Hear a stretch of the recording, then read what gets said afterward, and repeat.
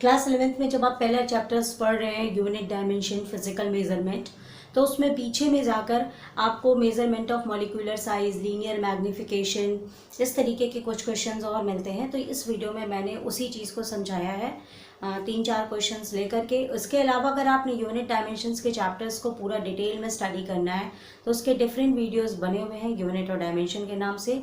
Playlist का नाम class 11th पड़ा हुआ है, आप वहाँ से सर्च कर सकते हैं और डिस्क्रिप्शन बॉक्स में किसी एक वीडियो का मैं लिंक दे दूँगी और उस वीडियो को आप जब देखेंगे और उससे नेक्स्ट वीडियो देखना होगा तो उसके दूसरे वीडियो में आपको उसका लिंक मिल जाएगा। ओके बेटा, अगर वीडियो आपको पसंद आता है, लगता है कि मैम ठीक से बता रही हैं, तो आप चैनल को सब्सक्राइब कीजिएगा तो मुझे अच्छा लगेगा। Thank you. अब इसके बाद आपके लेसन में एक टॉपिक आता है लीनियर मैग्निफिकेशन का। आपका टॉपिक आता है लीनियर मैग्निफिकेशन। इसमें कंपेयर करना होता है। तो मैं पहले आपको फॉर्मूला बता रही हूँ, फिर इसी से रिलेट करके क्वेश्चंस भी बताऊंगी।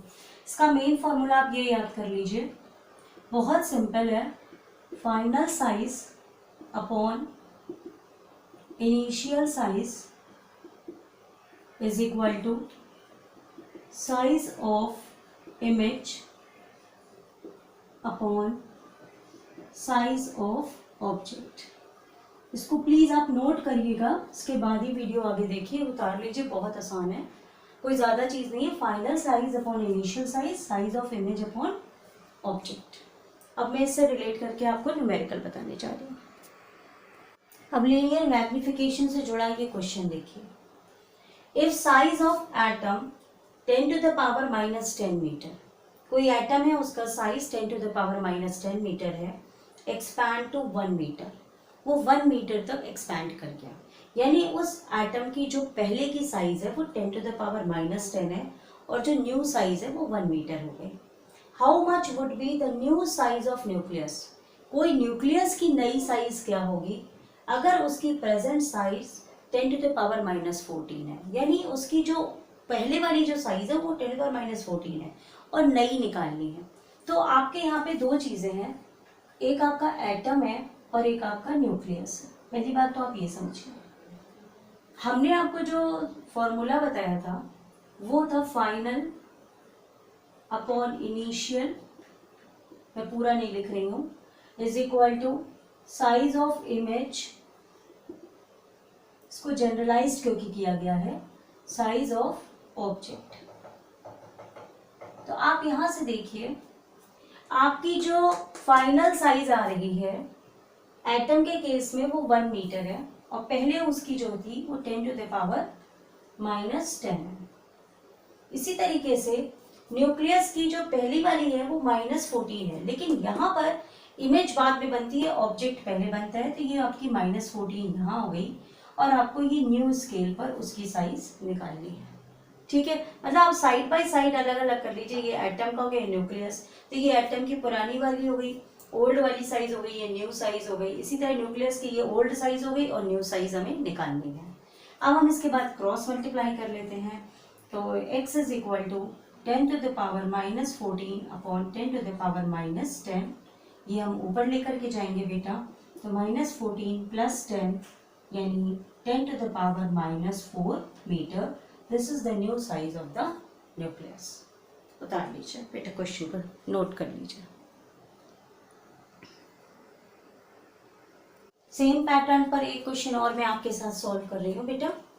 If size of the universe is 10 to the power 25 metre, shrinks to the present size of the earth 10 to the power 7 metre, मतलब यूनिवर्स का size 10 to the power 25 metre है और अब वो यूनिवर्स श्रिंक कर गया 10 to the power 7 मीटर पर, और ये 10 to the power 7 मीटर अर्थ का प्रेजेंट साइज है। What will be the size of the earth on the new scale.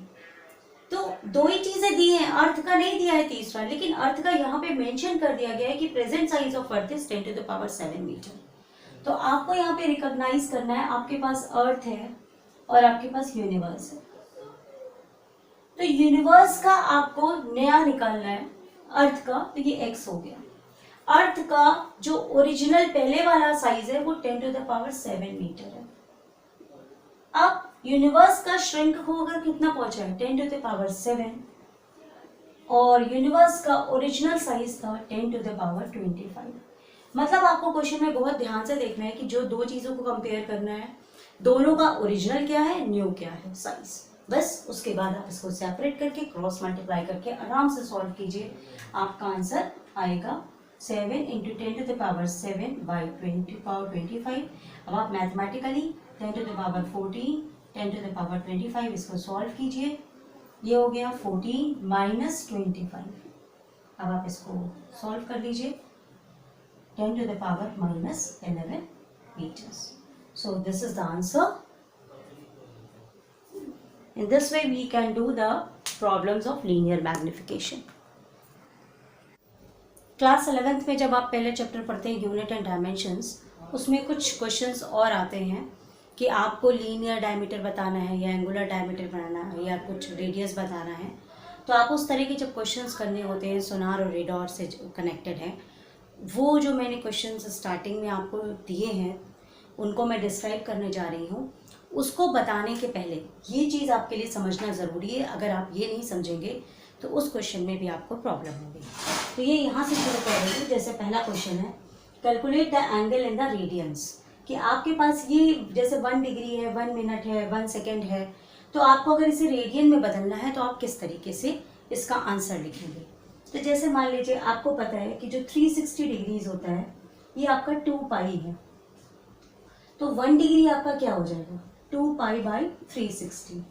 और ये जो आंसर आता है ये रेडियंस में आता है। ठीक है, अब आप इसको सॉल्व कर लीजिए, 2.314/360। जब आप इसको सॉल्व करेंगे, अब आप इसको सॉल्व कीजिए और बताइए, आप खुद से ट्राई कीजिए। जब आप इसको सॉल्व करेंगे तो आपका आंसर आएगा 1.745 × 10⁻⁻2 रेडियन। आप सॉल्व करके देख लीजिए। अब इसी तरीके से अगर आपको 1 मिनट निकालना है, 1 मिनट, तो 1 मिनट में आपका जो हो जाएगा वो 60 और मल्टीप्लाई हो जाएगा, क्योंकि 1 मिनट में मतलब आपका 60 मिनट्स जो होता है वो 1 डिग्री होता है। तो आपका यहाँ पर जो 1 डिग्री था, ये 1 डिग्री ये आपका है, तो 1 डिग्री की जगह अगर आप इसको मिनट में बताएंगे तो 60 मिनट हो गया, तो ये 2π/360 हो गया। यानी 1 मिनट निकालना है तो 2π/360 × 60, यानी आप इसी को फिर से 60 से डिवाइड कर दीजिए, तो फिर आपका वो मिनट्स के लिए आ जाएगा, फिर इसी तरह सेकंड्स के लिए आ जाएगा। तो तीनों का डिवाइड करके जो आंसर आएगा वो मैं डायरेक्ट लिख देती हूँ।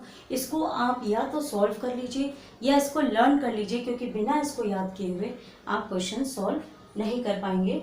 तो मैं इन तीनों की वैल्यूज़ लिख देती हूँ कि अगर 1 डिग्री रहेगा तो वो कितने रेडियंस के बराबर है, 1 मिनट है तो कितने रेडियंस के बराबर है। तो ये आपको मैंने पहले बताया कि ये किस तरीके से आया, उसके बाद मैं आपको वैल्यूज़ लिख देती हूँ। ये चीज़ बेटा नोट कर लीजिए, आप इसको सॉल्व कर लेंगे तो यही आंसर आएगा। 1 डिग्री को आप रेडियन में बदलेंगे तो 1.745 × 10⁻⁻2। 1 मिनट को बदलेंगे तो 2.91 × 10⁻⁴। 1 सेकेंड को आप रेडियंस में बदलेंगे तो 4.85 × 10⁻6 रेडियन। ठीक है, या आप कोई एक वैल्यू याद कर लीजिए, फिर आप उसको 60 से डिवाइड करते चले जाएंगे तो भी आपका ये आंसर आ जाएगा। तो यहाँ से एक चीज़ और बता दो कि 1 डिग्री में 60 मिनट्स होते हैं और 1 मिनट में 60 सेकेंड्स होते हैं। तो अब ये एक बेस है, इसके बाद मैं आपको क्वेश्चन बताने जा रही हूँ कि वो आप कैसे सॉल्व करेंगे। अब ये बेटा पहला क्वेश्चन देखिए, the angular distance of sun from the earth. Angular distance जो सन का धरती से है वो 16 मिनट है। If the distance between earth and sun, earth और सन का बीच में जो डिस्टेंस है 1.496 × 10⁻11, find the diameter of the sun. That means sun and earth है, तो सन और अर्थ के बीच में जो एंगुलर डिस्टेंस है वो 16 मिनट्स का है और उनके बीच का जो डिस्टेंस है वो इतना है। हमें सन का डायमीटर पता करना है, तो इसके लिए ये फॉर्मूला होता है, linear diameter is equal to distance between them into angular diameter. ठीक, तो आपका distance between earth and sun ये हो गया। ठीक, और एंगुलर डिस्टेंस करके लिखा हुआ है लेकिन यहाँ एंगल दिया हुआ है आपका, तो ये आपका एंगुलर डायमीटर हो जाएगा 16 मिनट। अब ये आपका 16 मिनट है। इसके पहले जो चीज़ मैंने आपको सिखाई थी वो इसी चीज़ के लिए सिखाई थी।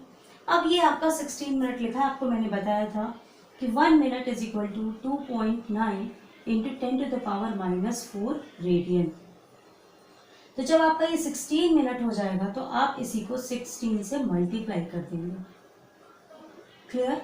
तो ये वैल्यू जो होगी ये आपका एंगुलर डायमीटर हो जाएगा और इनके बीच का distance 1.496। Simply linear diameter, that is the diameter of the sun, we have to find.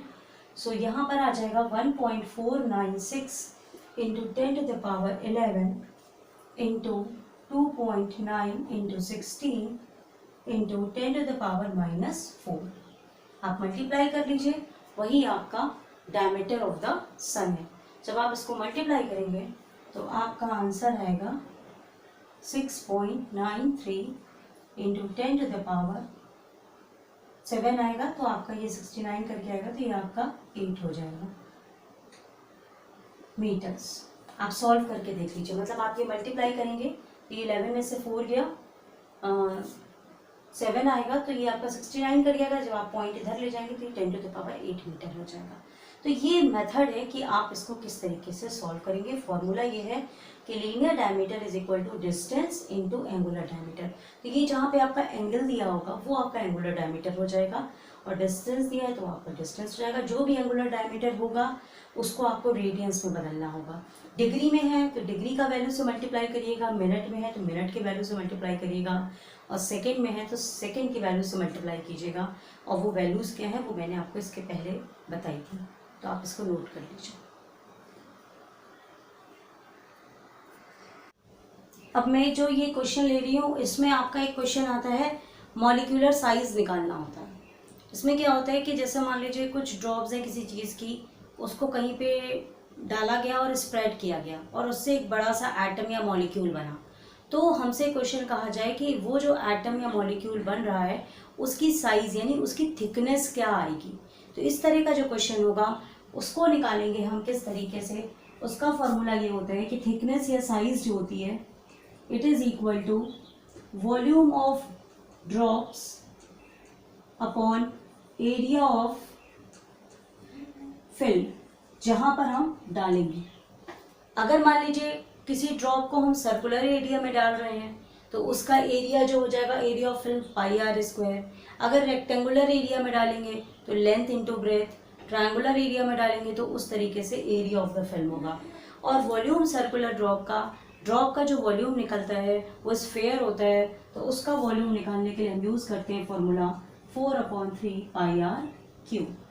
तो ये तो मैंने आपको बेस दिया है। अब देखते हैं ये क्वेश्चन किस तरीके से है और इसको कैसे सॉल्व किया जाएगा।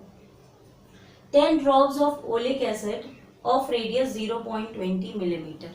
हमारे पास ओलिक एसिड की 10 ड्रॉप्स है जिनका रेडियस ये है। Is spread in form of circular monoatomic layer of radius this. उसको एक जैसे मान लीजिए समझिए कि एक मोनोटॉमिक सर्कुलर लेयर है जिसपे हम ऐसे ऐसे ड्रॉप्स को डाल रहे हैं और वो फिर स्प्रेड हो रही है। ठीक है, तो ये जो आपका एटम बन रहा है इसकी कुछ थिकनेस होगी। Calculate the size of the oleic atom, मतलब वो जो आपका oleic atom resulting oleic atom बन रहा है, वो जो फिल्म बन रही है उसकी आपको थिकनेस निकालनी है। तो मॉलिक्यूलर साइज निकालना है, कैसे भी रखा रहे तो आपको ये इसी फॉर्मूले का यूज़ करना पड़ता है। तो आप देखते हैं इसको कैसे सॉल्व करते हैं बेटा। तो आपका जो ड्रॉप डाल रहे हैं उसका आप पहले वॉल्यूम लीजिए, तो उसका वॉल्यूम आप लेंगे तो 4/3 πr³। So this is the volume for the one drop, this is the volume for one drop and we have here 10 drops, so we multiply it with the 10 and radius is here 0.20 millimeter. Now it is spread over the circular film of 14.6, तो इसका जो area होगा film का वो हो जाएगा πr²। Okay, मान लीजिए हम इस r को ये r² ले लेते हैं। ये वाला जो r है ये हो गया, ये आपका r ये हो जाएगा स्मॉल r। अब देखिए ये सेंटीमीटर में है वो मिलीमीटर में है, तो it's better to change every unit into metres. तो मिलीमीटर में 10⁻³ मीटर्स होते हैं और सेंटीमीटर में 10⁻² मीटर्स होते हैं। ओके, तो आप बस फॉर्मूले में रखिए, उसके बाद आप उसको सॉल्व कर लीजिएगा, आपका आंसर आ जाएगा।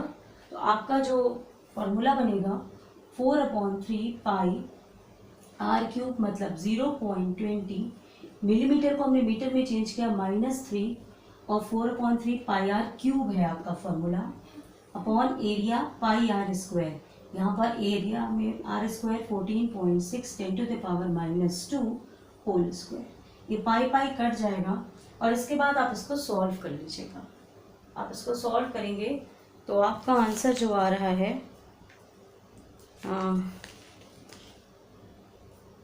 5 × 10⁻⁹ मीटर्स के आसपास आएगा। आप इसको सॉल्व कर लीजिए।